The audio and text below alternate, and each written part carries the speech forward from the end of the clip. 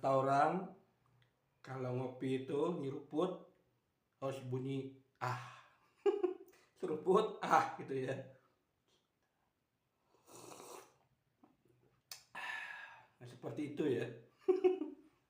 Oke ya teman-teman, kita jumpa lagi ya di perbincangan santai aja. Aku kan nih santai ya.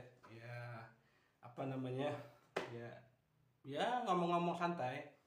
Eh, Sambil nunggu ini sudah tanggal 24 ya Juli 2025, berarti 2 hari lagi ada perayaan besar ya. Ini hari besar ya, besar harinya ya.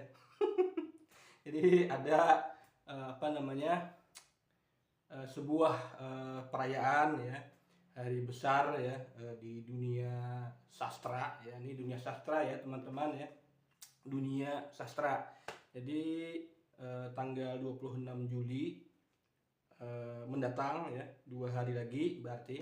Ini kan 24, besok 25, Sabtu ya, Sabtu 26 Juli. Itu ada perayaan Hari Puisi Indonesia. Nah, ini perlu ya, memang perlu kita rayakan, sebuah kebahagiaan bersama seluruh bangsa Indonesia. Jadi bukan ada sastrawan sebenarnya. Hari puisi kan, puisi ini kan milik bersama ya, puisi Indonesia.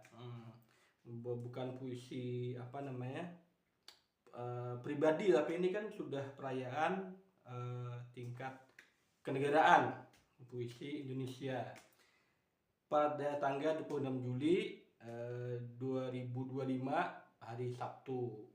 Nah, tentunya ya ini terkait dengan apa namanya, mungkin ya bisa dikatakan kesejahteraan bersama. Nah, pertanyaannya ya, mengapa tanggal 26 Juli ya, penetapan apa dirayakannya. Nah, ini bertepatan dengan hari lahirnya ya seorang sastrawan terkemuka ya di bidang puisi yang bernama Chairil Anwar ya. Chairil Anwar. Nah, ini aku yakin ya teman-teman sudah ya pernah ya mendengar nama itu ya, mendiang Chairil Anwar ya. Seorang penyair angkatan 45 ya. Minum lagi ya teman-teman ya. Nah, berkaitan dengan Hari Puisi Indonesia ini ya, secara jujur ya muncul pertanyaan ya di otakku ini, beberapa lah ya, yang dicecar ya oleh lebih daripada satu pertanyaan ya. Yang pertama itu gini, sudahkah ya puisi membumi di Indonesia? Nah, ini pertanyaan yang sering muncul ya di otakku ya, yang mungkin juga di otak orang lain ya, seperti itu. Sudahkah puisi membumi di Indonesia ya?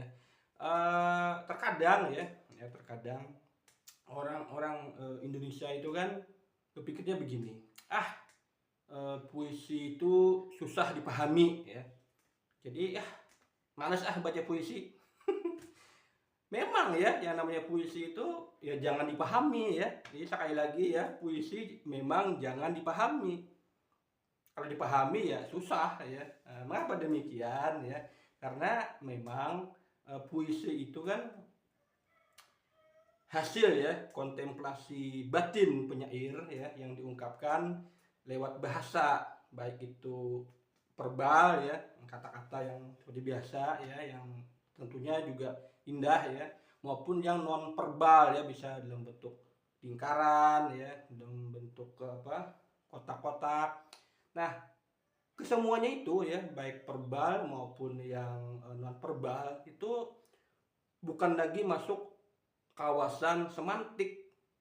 Jadi memang tidak bisa dipahami, itu sudah masuk kawasan semiotika. Nah, jadi mirip dengan lukisan ya, apalagi lukisan itu yang absurd gitu ya. memang tidak bisa dipahami ya, tapi diinterpretasikan. Ya, jadi kita menginterpretasi puisi ya di sini, bukan memahami. Kalau memahami emang susah ya. Contohnya ya, aku sendiri ya menulis sejumlah puisi ya, yang di dalamnya itu ada aku tulis sebuah nama ya. Nama yang indah ya, namanya Celia. Itu kalau teman-teman mau ngecek tuh di Google itu, ketik aja Celia gitu ya, puisi Celia, atau ketik saja namaku ya, Mahmud Jauhari Ali, di kotak pencarian Google ya. Itu di sana itu ada sejumlah puisi, bahkan sejumlah puisi itu sudah aku himpun di dalam satu buah ya buku antologi puisi tunggalku ya. Salah satunya itu ya, yang berjudul Celia ya. Kalau yang lainnya kan ada yang lain ya, misalkan Kerupuk Kuning dan yang lain. Nah, khusus untuk Celia ya, orang memahami bahwa Celia itu nama perempuan. Memang namanya kan Celia ya, perempuan ya. Tapi sebenarnya Celia ini bukan nama perempuan. Nah, aneh kan, namanya Celia tapi bukan nama perempuan. Memang seperti itu ya, karena Celia ini ya, di dalam KBBI ya, Kamus Besar Bahasa Indonesia ya, kamus itu ya. Maknanya kan rapi ya. Nah, rapi. Nah, saat itu aku menulis puisi dengan nama Celia itu sebenarnya puisi kritik terhadap pemerintahan kala itu ya, yang dipimpin oleh ya pemimpin itu ya, yang aku namai Celia, karena memang pemimpin tersebut sangat rapi, baik itu kata-katanya ya, bahasanya maupun penampilannya itu rapi ya. Tapi kalau aku pribadi ya menilai kebijakan-kebijakannya itu tidak rapi. Nah, makanya aku tulis puisi-puisi dengan mencantumkan nama Celia itu. Sebenarnya Celia itu ya pemimpin tersebut ya, agar aman ya, karena memang dunia puisi ini kan berbahaya juga kalau kita tidak pandai-pandai mengolahnya ya. Karena kalau kita belak-belakan ya menyebut ya, misalkan salah satu contohnya ya, di era tahun ini 1990-an itu ya, ada sosok penyair terkenal namanya Wiji Tukul. Nah, beliau ini sering mengkritik keras sekali ya pemerintahan Soeharto ya waktu itu, dan berakhir pada tahun 1997 itu beliau menghilang ya. Sampai detik ini tidak ada yang tahu di mana keberadaan beliau itu. Ya entah meninggal, entah atau dikurung di mana, tidak tahu ya. Jadi memang dalam hal mengkritik ke pemerintah ya lewat puisi itu harus main kucing-kucingan lah ya, supaya aman ya. Nah, makanya biasanya itu bermain simbol-simbol, jadi harus diinterpretasikan.